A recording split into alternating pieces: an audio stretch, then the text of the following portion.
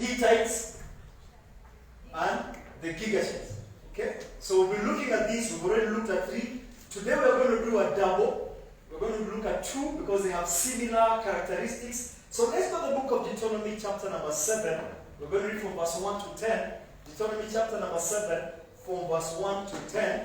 But we are looking at the 7 enemies of dominion. Enemies that are preventing you from entering into dominion. Deuteronomy chapter number 7 from verse 1.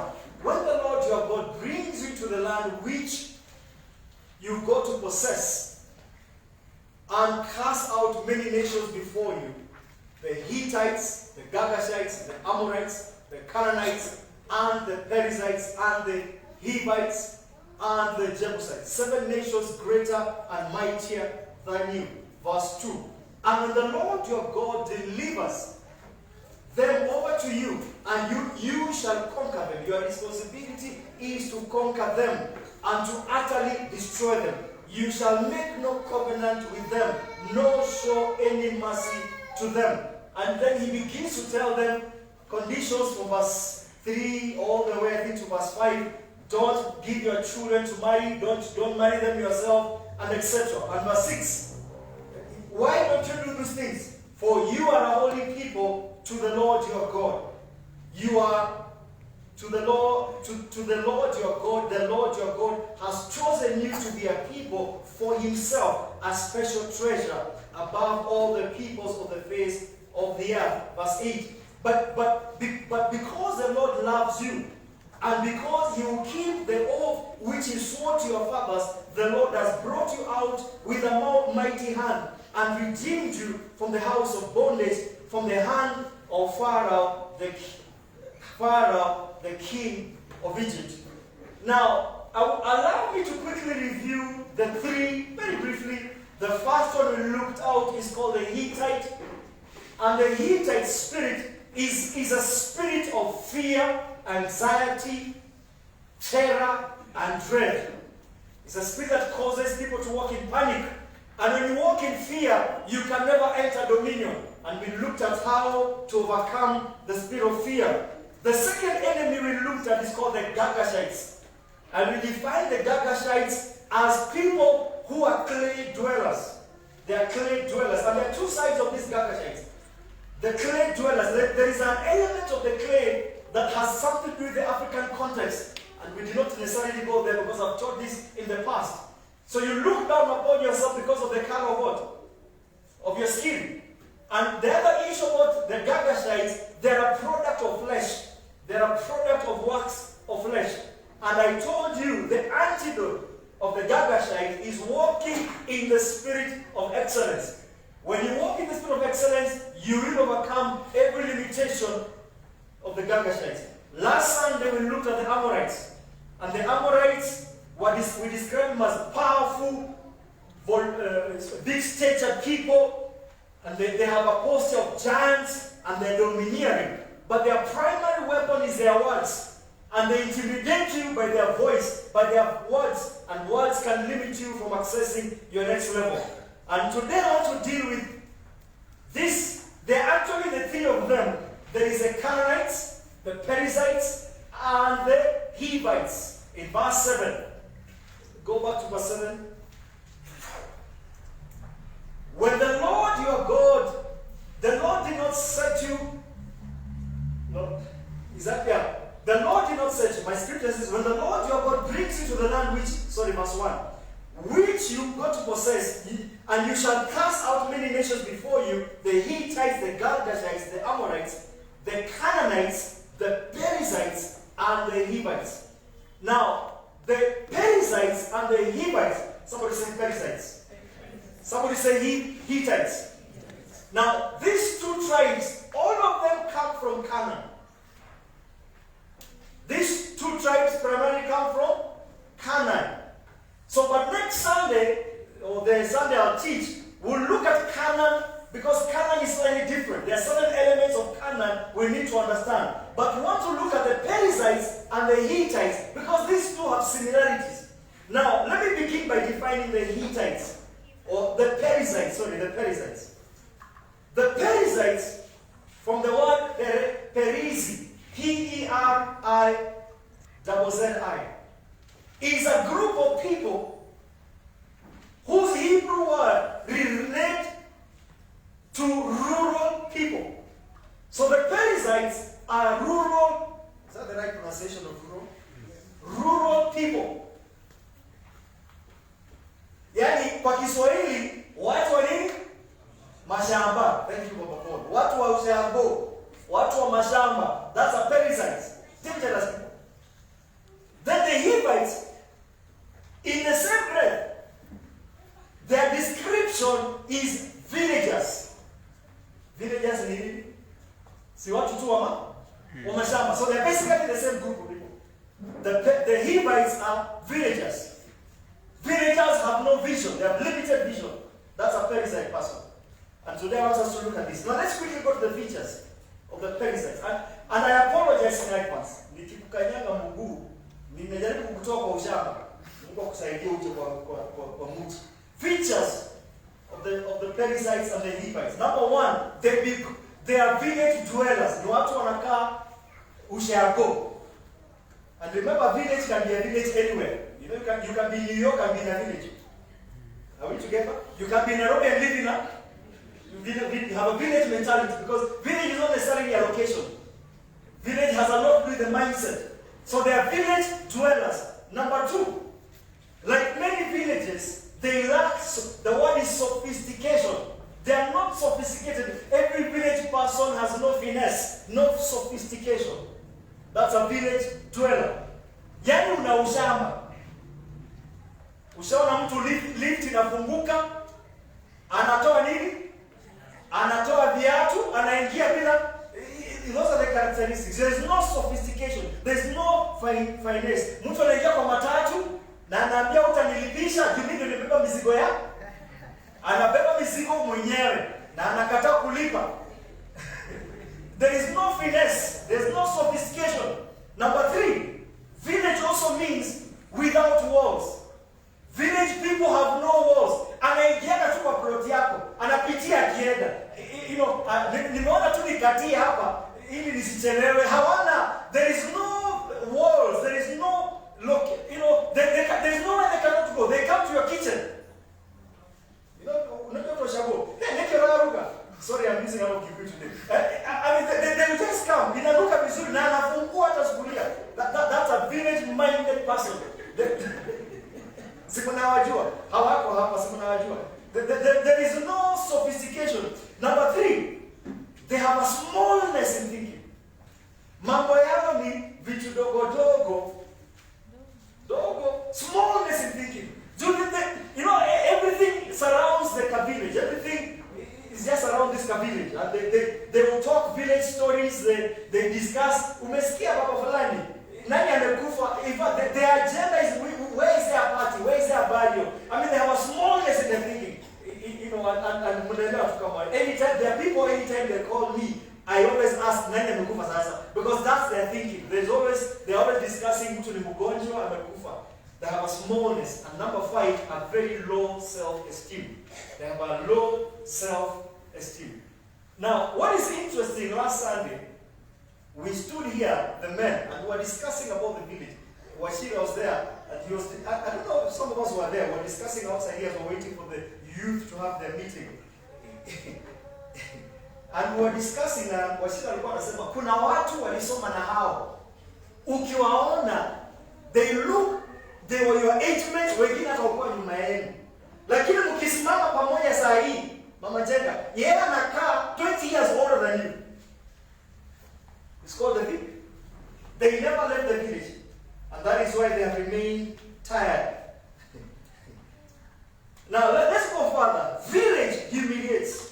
The village humiliates. And I pray that none of us will be a victim of the village. Kishagi, usipojipanga itakupanga. Ukienda na yeye miguu ndio hajavaa viatu. Miguu zimekaaje? Lazima avae size big kubwa, because the whole environment, and I don't want to offend anybody, but it's just the reality. And the village will devour, is it number 6, will devour your purpose. If you don't manage the village will devour your purpose. You will never achieve greatness because the village will devour your purpose.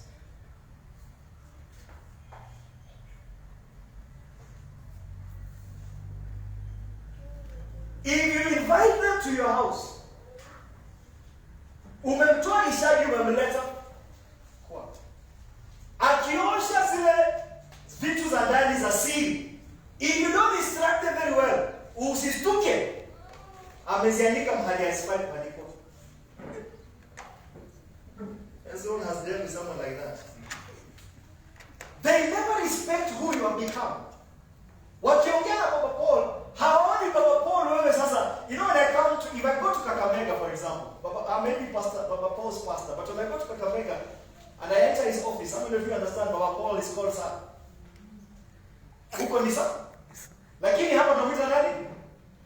Watu wakishaji wakikuja ofisi kwenu hawajuangi kurespect ama kuheshimu ile cloud uko nayo kule umetumwa. Wanaanza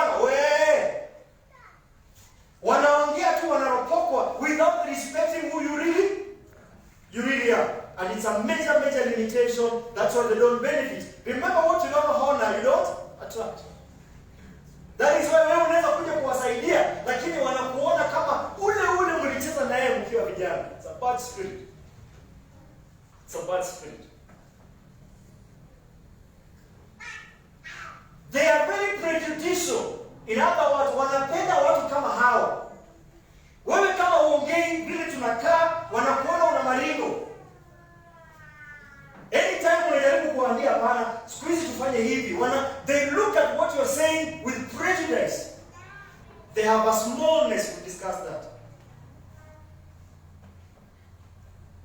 Wakienda kwa duka, a village person ana bargain. Hata Coca-Cola. Unaona anaambia mtu wa soda nikatie because kila kitu ni kidogo. Na wacha nikukomboe kuanzia leo na msiwahi niaibisha. Nisiwahi kuona una bargain kwa mama matunda. Bwana Yesu asifiwe. Hiyo ni ushamba. Wewe unaenda kununua wamepack ndimu ni 100. Ujiji ndani yako bado na umesimamisha V8. You know, sometimes I look at this person. What is this person's problem? Hapana kata tempo. Wewe umepack V8. The petrol you're using even to stand on free gear is a lot.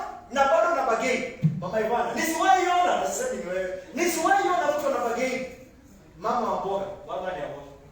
Hiyo ni aibu, ni kumwambia usituaibishe. It's very important that because they don't make a lot of money. Baka mtu wa mahindi unataka kubageni.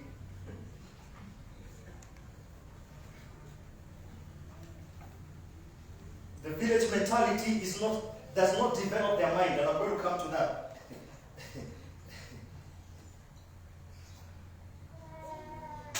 Umeishi town. Umeishi wapi? Town. Alafu unaishi third floor. Unaishi wapi? Third floor. Juu ya ushamba una insist lazima upike. Yaani kuna vitu Ruth naamini kama zipikwe na makaa hazita taste vizuri. Sio watu kama hao. Unaishi third floor seriously. Unang'ang'ana kusumbua soja, kubeba kibunia kimzima. Makaa mpaka third floor. Ili upikage tunaamini chapo lazima ipikwe na makaa, ugali lazima isokwe na makaa. Yaani hiyo ni ushamba. Sasa hizo ile ukuta unaishi ni ya white. Inaitwa nini? Lazima jiko. Unapewa on compound. Ushaona mtu amekutembelea kwa on compound. Akiingia wewe umetengeneza manyazi, umeweka maua, anaanza kusema, "Na kuna madhara seriously." Sasa amenikasirikia. Inaitwa nini? Ulihama kutoka Nyahururu. Na bado uko na ulala. Unajua zile Nyahururu kuna kuwa na baridi. Januari Nakuru na ng'ang'ana. Mungu atusaidie. They have no sense of urgency. Watu wa vijiji mambo yao ni kahora. Pole, pole. Mbona watu wanyakuwa wanasalamiana basi zaidi. There is no sense of urgency. Mambo yanachukuliwa rahisi. Wakikutana kwa barabara wanaweza ongea wana no hurry, no, yaani hakunanga Mungu atusaidie. There is no How many of you know this is a recipe for something called what? Poverty. And that's why village mentality always produces a spirit of poverty. It's a recipe for poverty. Genesis 13 verse 7. Genesis 13 verse 7. In fact, Abraham alimenyana na hilo. You see these people again. Genesis 13 verse 7. Are we there? And there was, what was there? Strife. Villageness. The herdsmen of Abraham's livestock and the herdsmen of Lot's livestock. What is their name? The Canaanites and who? The Perizites. The land is so big, but they're still struggling to argue with Abraham because of smallness, inferiority. And Abraham had to leave these people so that he can have space. And they bothered Isaac, they bothered Jacob. These are small things. But let me focus on how do we break the village mindset. How do we break the village mindset? The Perizites and the Hivite spirit. Now, like I said in the beginning, it's very important, number one, a village is a spiritual thing. You need to understand that. You can be in White House, you can be in Washington, D.C., you can be in Durban, South Africa, but you have a village mindset. Because a village is a spirit. And every village has a principle that governs how people operate. Every village has a principle that governs how people operate. It conditions your mindset. It conditions your behavior. It almost conditions what you actually eventually become. There are places you go. Out of every 10 girls, 4 of them get early pregnancy. You go to certain estates, certain places, out of 10 girls, you are almost guaranteed. You count 1, 2, 3, 4, 10. 4 of them got pregnant from 2, from 4. Drop out. You go to certain villages, young men, when they reach above a certain age, they become alcoholics because that principle governs and runs their lives. There was a season there were novels and there were shushes. What is very interesting that all of them came from one area. Mpaka mkono gamu, mkono ya wizi. Please check the village that has defined the principle that you're operating under. It can limit you. There are villages, people, broken marriages. Yani ule aliachwa, you can count. It is a principle, and that is why you must be very careful. Don't submit to the spirit of that location. Let's look at the positive side. Muranga. Somebody say Muranga. There is a village called what? There is a village of billionaires. In fact, that is the richest village in terms of value in this country. What's the name of that village? Ruadia. Ruadia is so rich that everywhere in Rift Valley, in Nairobi, in Nyandarua, there is a Ruadia. That's how powerful the principle of that village has been exported everywhere. The Ruadia. Do you know the billionaires of this country? Come on, let's name them. Chris Kirubi from Ruadia. Give me another one. James Wan, Ruadia. Give me another one. Our family bank. What do you call the guy? Ruadia. There is Munga, the Britain. All of these billionaires, their original home is around where? Ruadia. That means we can create a spirit that can cause everybody in transformation center to operate a certain level of millions. Because it has happened in Rwanda. You go to Nyahuru, there is a Rwanda. You go to Richmond, there is a Rwanda. And everyone in those areas are wealthy. Let's go further. Muranga. Most of the lead nipe majina zao. DK Kamaru. Is it DK Kamaru? Kama anaitwa. What do they call them? What is the idea? None of them. The man, thank you. Any other one?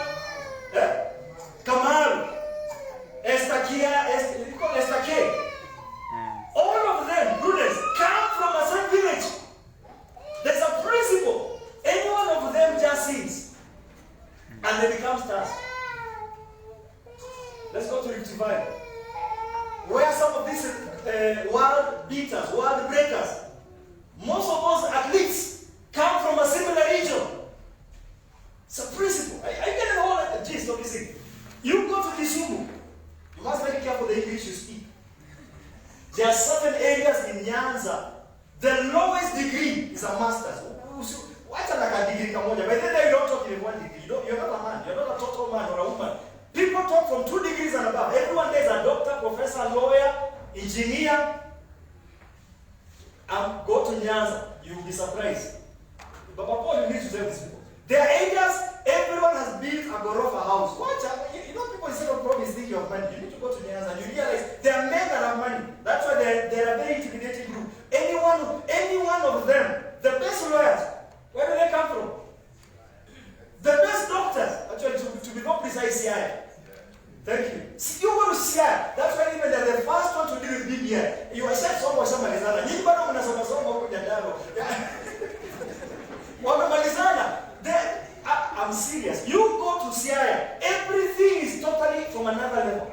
The level of English, when they speak, you have to Google. Let me get the meaning.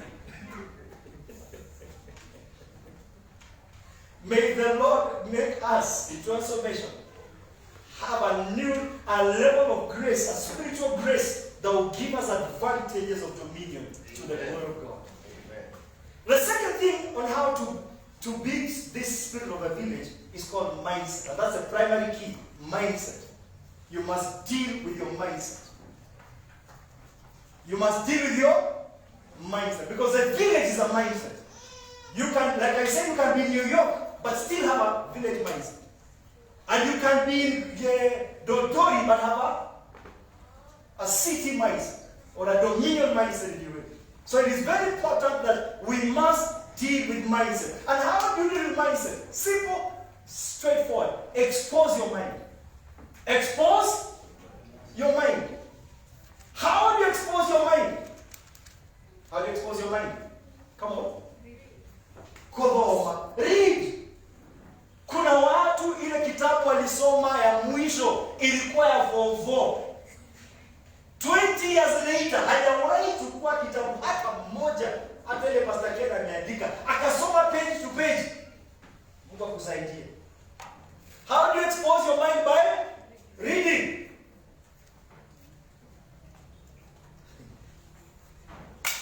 Those of us who have traveled to Rift Valley, and especially during the post-election violence, there is a group of people who live in a certain way and they are separated by a road. If you go to this side of the divide, uko ni umaskini udogo. And if you cross to this other side, here is plenty, good things, good schools, success, a road, same climate, same name of the town. But it is separated by something called what? What is the difference? Mindset. Ukiona ng'ombe za wale zimenona wanapata grade cow. Ukiona za wale ni fukara gojo because of mindset. I'm telling you, one of the most powerful things to move from the village is the mind. Develop your mind. Do you know? Na usiinue mkono. Nikiuliza hapa kuna watu hawajawahi kanyaga na kumati. Sasa squeeze inaitwa Naivas. How many of you know it? Kuna watu hawajawahi jipeleka Naivas.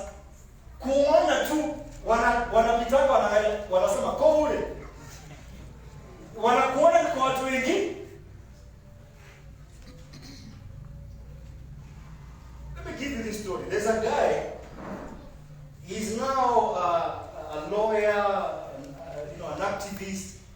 He was born just towards the end of when America was now getting out of the black and white divide, and So his father, he's from a third marriage. His father had how many wives?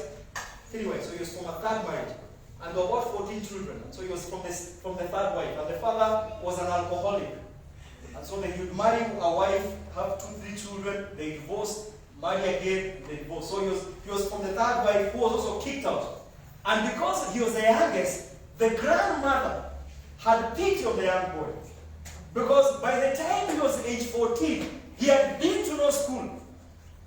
He had been to no school, and for him, his picture of success was either to be a musician, a Michael Jackson, or to be an athlete, or a gangster. That's what he knew his shortest cut to success. So his grandmother, at the age of 14, almost like my daughter's age, took him. And immediately took him, he told him, the way you are dressed, I cannot take you, and you cannot dwell here. Because the mother was, I want to use a better term, she was a house manager. You understand when I say house manager? She was a house manager to some white people. And she was actually a believer herself. So the young boy. So the boy, I mean, those are the days of, those of us who are in Michael Jackson. So the boy with sneakers, Nikes, that's how when he took the boy, that's how the boy was looking like. So the mother says, that you're not dressed for success. Where I want to take you, you cannot be dressing like this from now. So then he took the young boy for shopping. And the young boy was excited because in his mind, he knew he was going to get the latest Michael Jackson like clothes. Mama akamwambia kuna tunaingia kwa duka ya suit. And he was forced to buy a black suit, white shirt, black tie, black socks. Black shoes, white socks. He struggled to agree. But at the age of the 14, and this is your mentor, he had no choice but to agree to buy and to wear that suit. The next day was a Sunday.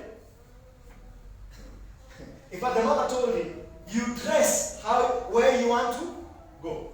That's why you have to dress like this. So the next day, it was a Sunday. The boy was told, what I bought for you, we are going to church. When the boy entered the church, it was his first time ever to attend a church. The noise he had was so peaceful, so nice. He had never, because anywhere he went was kuruka, buka. It was a totally different environment for him. Another thing about the church that he learned was something called time management. The church begins at 10 and ends at 12.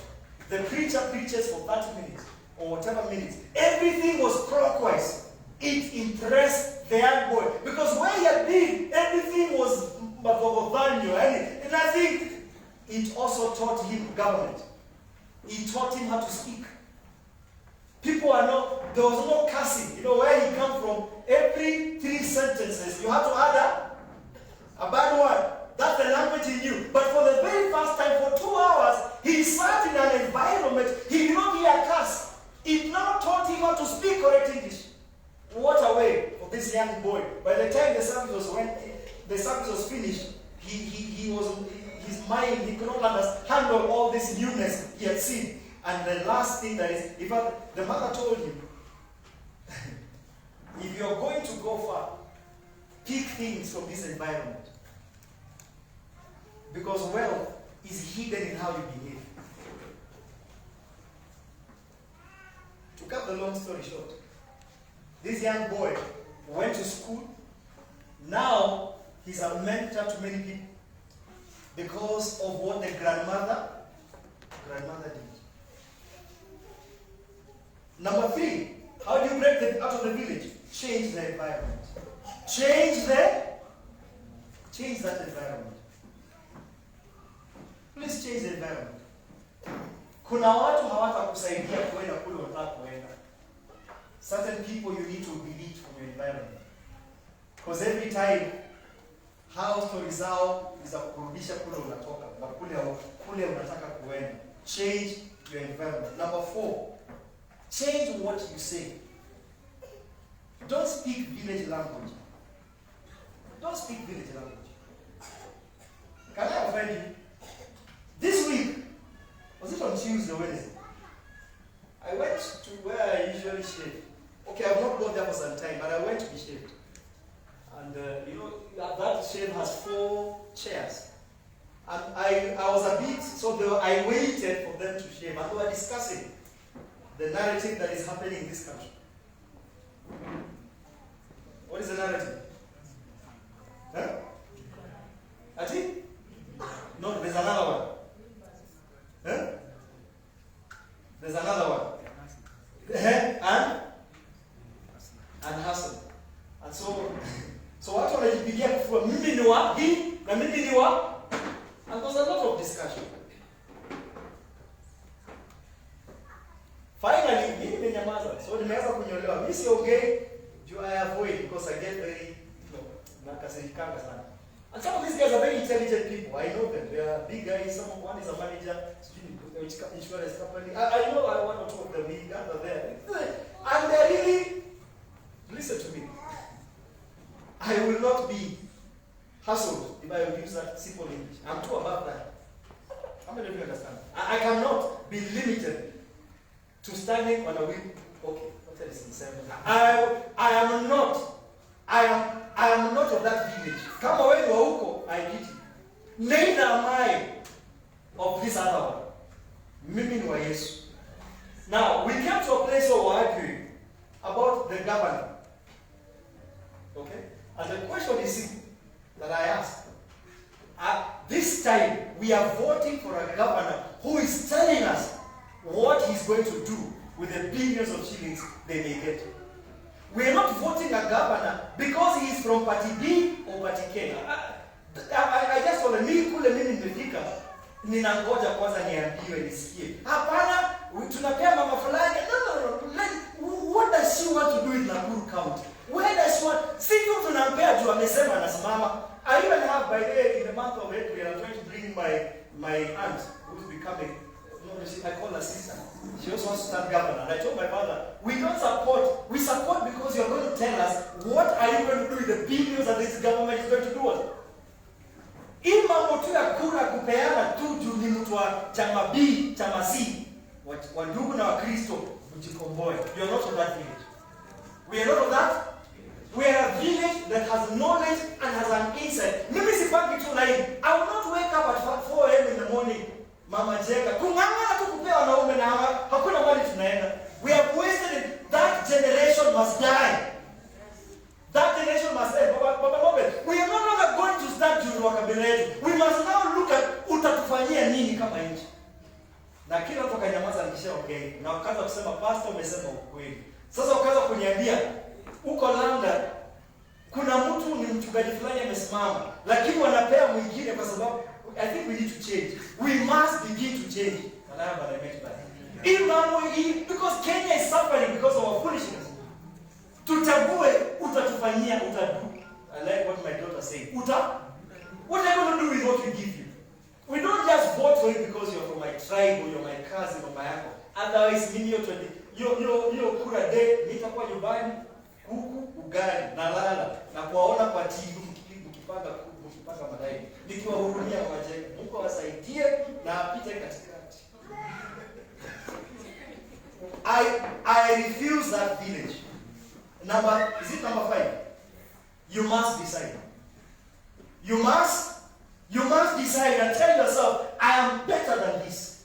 I am better than this village. I will not allow myself to be limited by this village. I am more than this. When I got employed, and you guys know this story, when I got employed, I earned 4,333 shillings. I have the pay slip somewhere in my archives.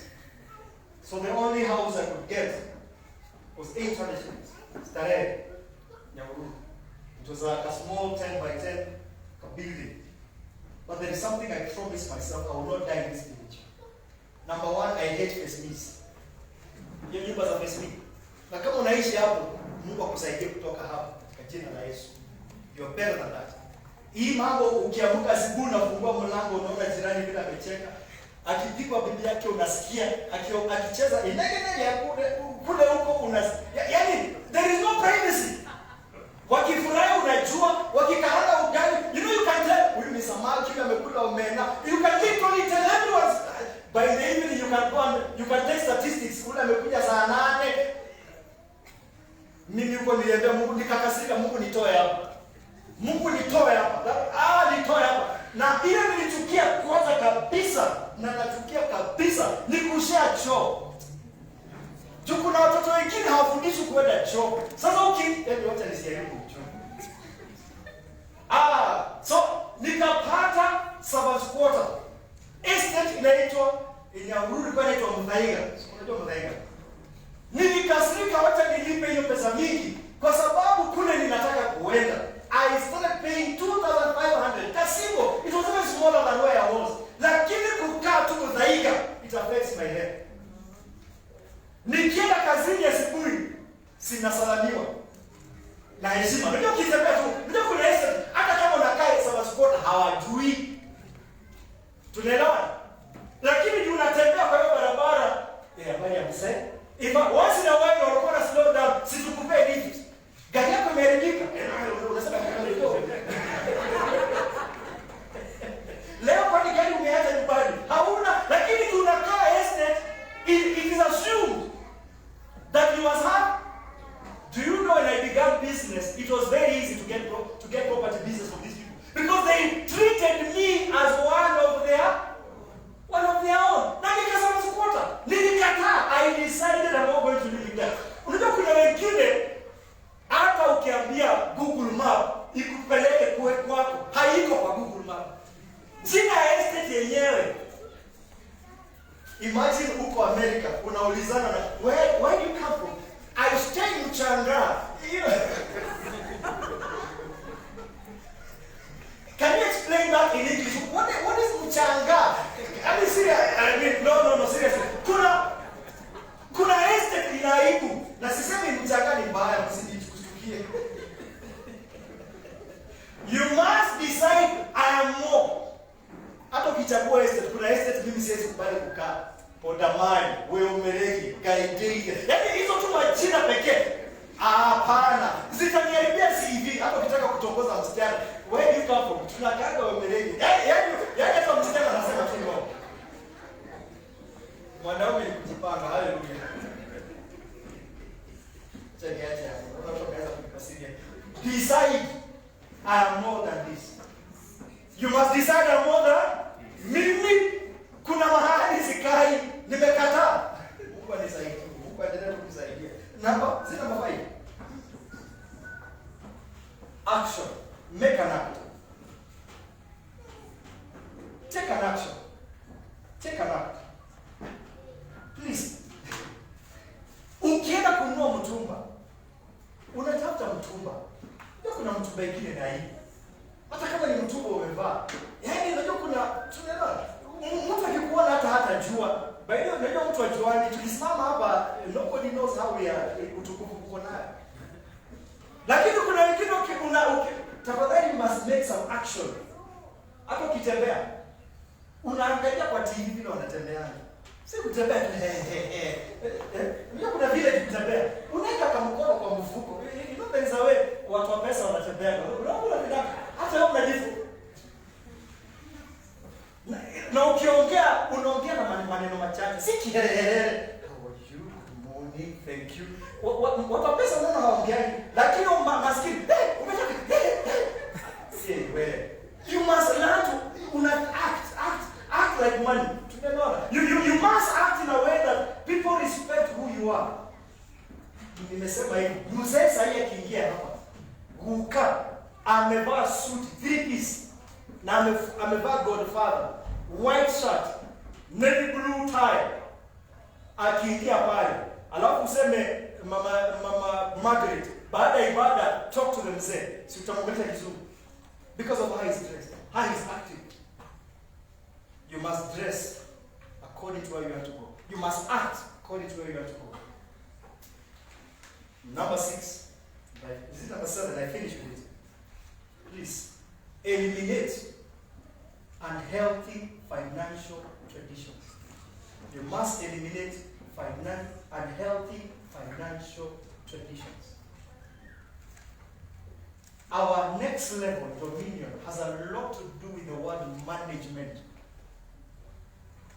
While I believe in the God of miracles, And I believe in the God of more than enough. I believe in the God who supplies all my needs.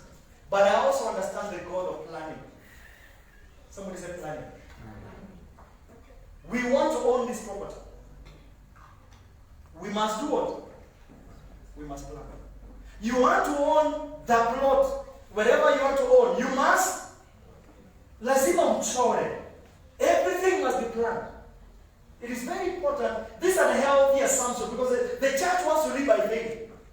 If you earn a salary, and I keep saying this over and over again, I'll give you a very simple principle. You must have, if you, which example can I give? Let's say you're earning 50,000 a month. How much? 50,000 a month. First thing you do when you have your salary, you increase. You give what? 10%. You give your time. So that the windows of the heaven remain open. Number 2, take 20% of your salary. You only pay yourself. Take 20%. If you can't because of the bills you have, at least 10. Wake up. Fungua account mahali hautaenda. I have an account where if I have to withdraw, lazima nitune Catherine, tuende wawili tupake. Like, so the whole process hata siendani huko. You must make sure every and Waswahili walisema haba na haba inajaza nini? Hata kama ni 500, tuma.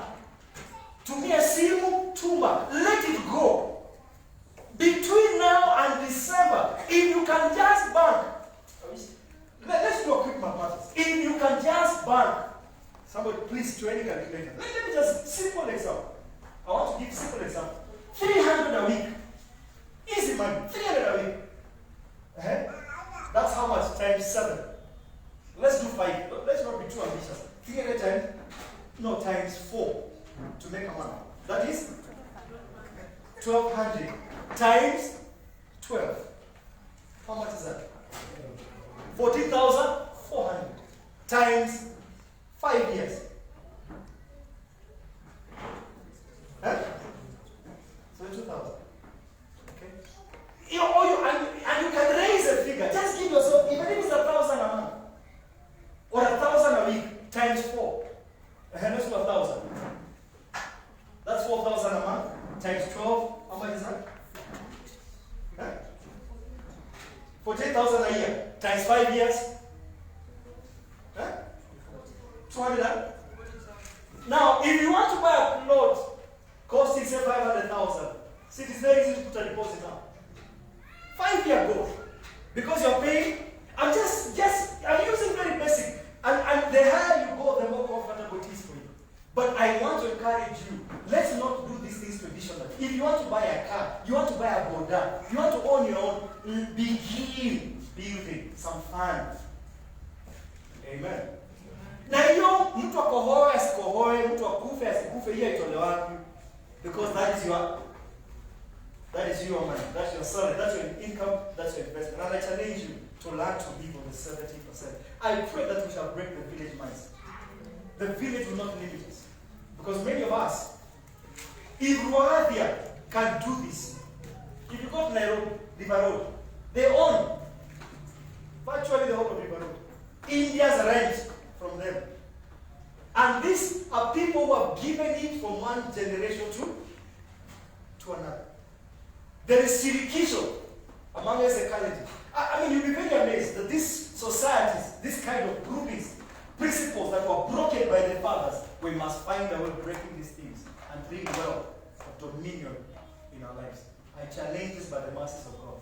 Let's rise up and not be limited by the Perizites and the Hitites spirit. Let's break through for the glory. Let's rise up.